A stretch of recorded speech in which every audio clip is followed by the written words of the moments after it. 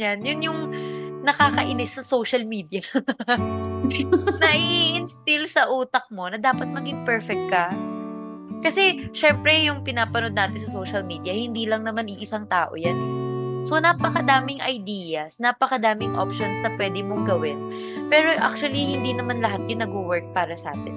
So for me, ang positive ko doon is it gives you like, insights, additional knowledge, additional strategies. Paano mo ba? Kasi wala namang schooling for parenthood, di ba? Pero negatively, ang impact nun sa akin is you tend to compare talaga.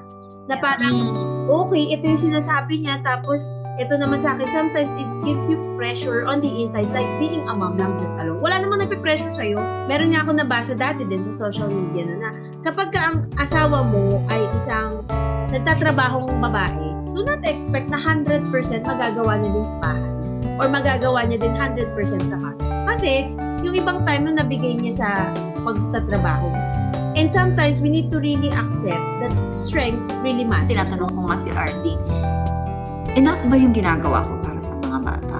Feeling ko kasi kulang palagi. Kasi nga, ang basis ko, yung nakikita ko sa social media. Which is, hindi ko na nakikita yung own efforts ko na may ginagawa naman pala talaga. And dun ko na-realize na okay naman pala ako. Pero kita natin kung gaano kalaki yung impact ng social media kapag when it comes to mom guilt ang usapan.